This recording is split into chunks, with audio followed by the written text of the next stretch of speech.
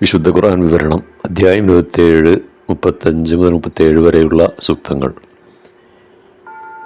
അവസാനം ബിൽക്കീസ് രാജ്ഞി ഒരു തീരുമാനത്തിലെത്തിച്ചേർന്നിട്ട് പറഞ്ഞു, ഞാൻ അവർക്ക് ഒരു വലിയ അല്ലെങ്കിൽ ഒരു മഹത്തായ തിരുമുൽക്കാഴ്ച കൊടുത്തയക്കുന്നുണ്ട്.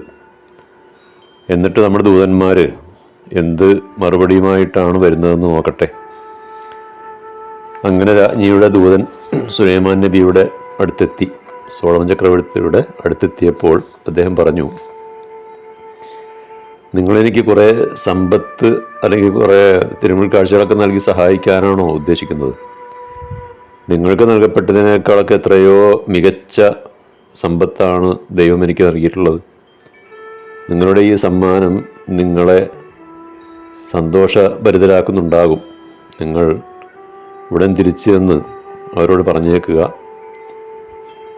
നിങ്ങൾക്കൊരിക്കലും പ്രതിരോധിക്കാൻ കഴിയാത്ത ഒരു വൻ സൈന്യവുമായിട്ട് നാം വരുന്നുണ്ട്.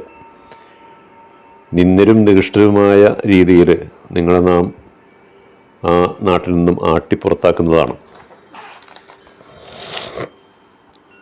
സുലൈമാൻ നബിയുടെ കൽപ്പന ബൽക്കീസ് രാജ്ഞിയും പരിവാരങ്ങളും അദ്ദേഹത്തിന് കീഴടങ്ങിയവരായ നിലയിൽ ഫലസ്തീനിലേക്ക് എത്തിച്ചേരണം എന്നതായിരുന്നു. പക്ഷേ രാജ്ഞി അത് പാലിക്കാതെ സുലൈമാൻ നബിക്ക് വിലപിടിപ്പുള്ള കുറേ കൗതുകകരമായ ഗിഫ്റ്റ് അല്ലെങ്കിൽ തിരുമുൽ കാഴ്ചയൊക്കെ കൊടുത്തേക്കുകയാണ്. പക്ഷെ അദ്ദേഹത്തിന് സ്വീകാര്യമായില്ല. അദ്ദേഹം ബിൽക്കീസ് രാജ്ഞിയുടെ ദൂതന്മാരോട് പറഞ്ഞത്, നിങ്ങളുടെ കണ്ണിൽ ഈ സമ്മാനം വലിയ വിലയും മൂല്യമൊക്കെ ഉള്ളതായിരിക്കാം, എന്നാൽ നിങ്ങൾക്കുള്ളതിനേക്കാളൊക്കെ മികച്ച സമ്പത്തും സുഖസൗകര്യങ്ങളും അനുഗ്രഹങ്ങളൊക്കെ ദൈവം എനിക്ക് നൽകിയിട്ടുണ്ട്. അതുകൊണ്ട് നിങ്ങളിത് കൊടുത്തയച്ചവരുടെ കയ്യിൽ തന്നെ തിരിച്ചേൽപ്പിച്ചേക്കുക. കൂട്ടത്തിൽ അദ്ദേഹം ഇത്ര കൂടി പറഞ്ഞു, രാജ്ഞിയും പരിവാരങ്ങളും സ്വമേധയാ എനിക്ക് കീഴ്പ്പെട്ട് വരാൻ തയ്യാറില്ലെങ്കിൽ ഒരു മഹാസൈന്യത്തെയും കൊണ്ട് ഞാൻ നിങ്ങളുടെ രാജ്യം ആക്രമിക്കുകയും നിങ്ങളെ മുഴുവനും നിന്ദ്യരാക്കി ആ നാട്ടിൽ നിന്ന് പുറന്തള്ളുകയും ചെയ്യും.